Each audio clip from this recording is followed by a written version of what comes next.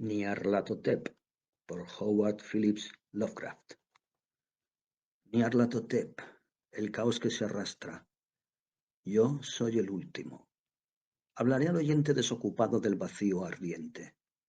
No recuerdo distintamente cuándo empezó todo, pero fue hace meses.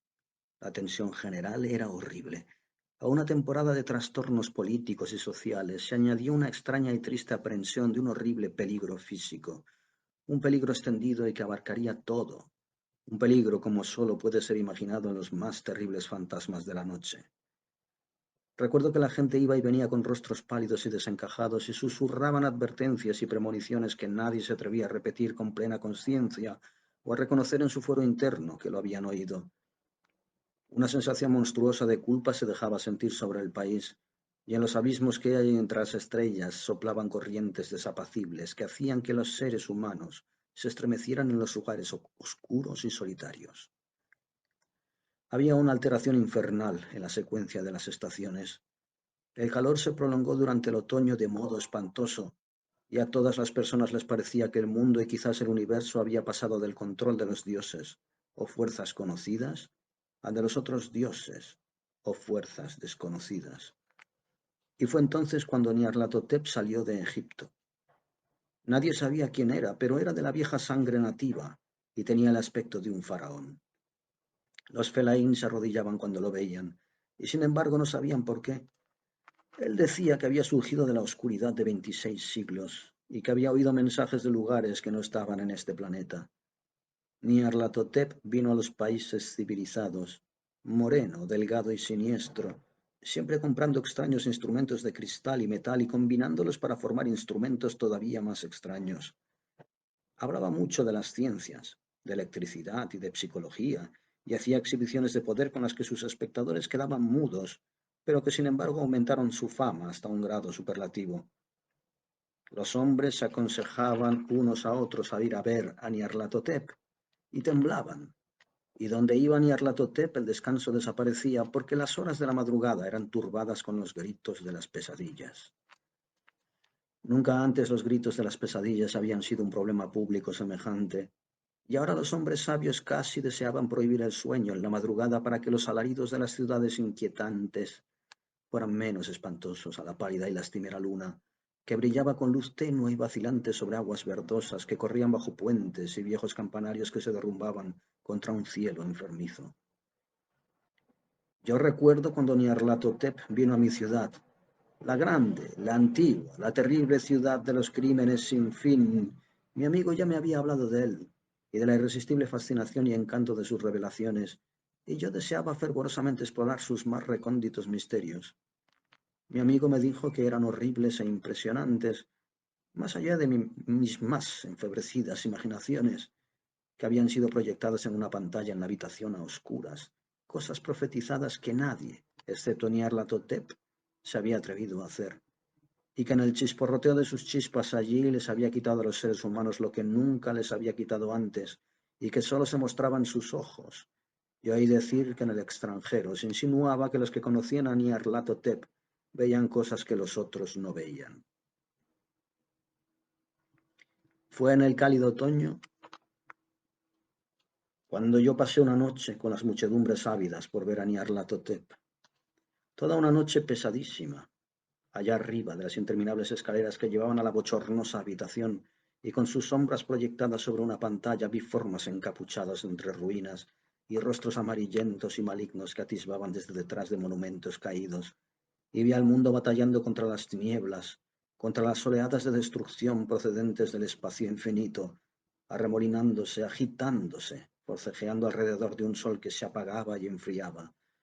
Después las chispas saltaron de forma sorprendente alrededor de las cabezas de los espectadores y los cabellos se erizaron, mientras que las sombras más estrafalarias que yo pueda mencionar salieron y se posaron sobre las cabezas. Y cuando yo, que era más frío y científico que el resto, musiteé una protesta hablando de falsedad y de electricidad estática, Nyarlathotep nos echó a todos fuera, por aquellas velocísimas escaleras abajo, hacia las húmedas, cálidas y solitarias calles de la medianoche. Yo grité muy fuerte diciendo que no tenía miedo, que nunca podría tener miedo, y otros gritaron conmigo para aliviarse. Nos juramos los unos a los otros que la ciudad era exactamente la misma y que seguía viva. Y cuando las luces eléctricas empezaron a ponerse mortecinas, maldijimos a la compañía una y otra vez y nos reímos de las caras tan extrañas que poníamos. Creo que sentí que algo descendía de una luz verdosa, de una luna, porque cuando empezamos a depender de su luz, de modo involuntario, formamos encuadro y emprendimos una marcha como si conociéramos nuestros destinos, aunque no nos atreviésemos a pensar en ellos.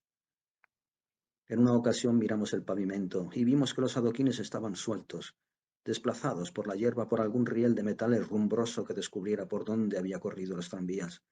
Y de nuevo vimos un tranvía solitario, sin ventanas, estropeado, casi volcado.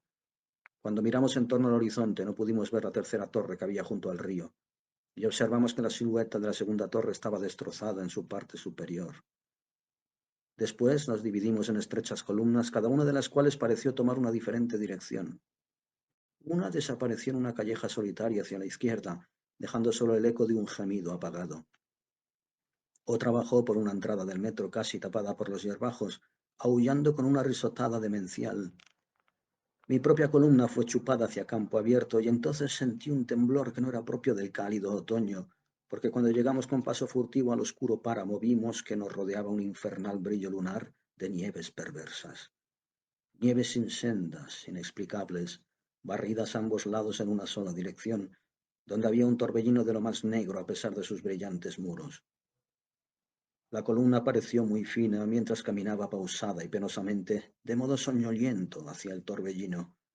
Yo me quedé atrás, porque la negra grieta en la niebla iluminada de verde era horrible, y me pareció oír los ecos de un lamento inquietante conforme mis compañeros desaparecían.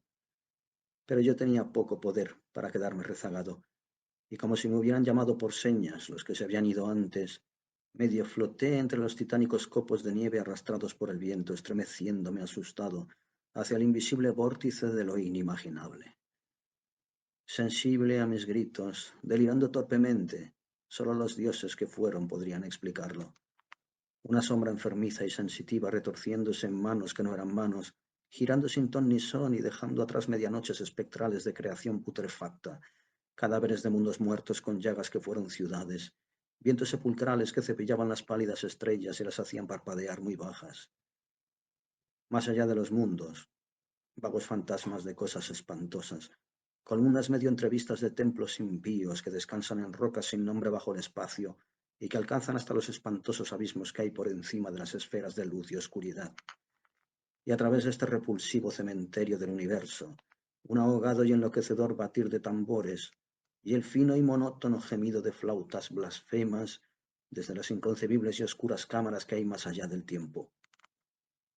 El abominable golpeteo y los silbidos aflautados allá donde danzan lenta y torpemente de forma absurda los gigantescos y tenebrosos otros dioses, las ciegas, sin voz y estúpidas gárgolas cuya alma es Nyarlathotep. Nyarlathotep. Nyarlathotep.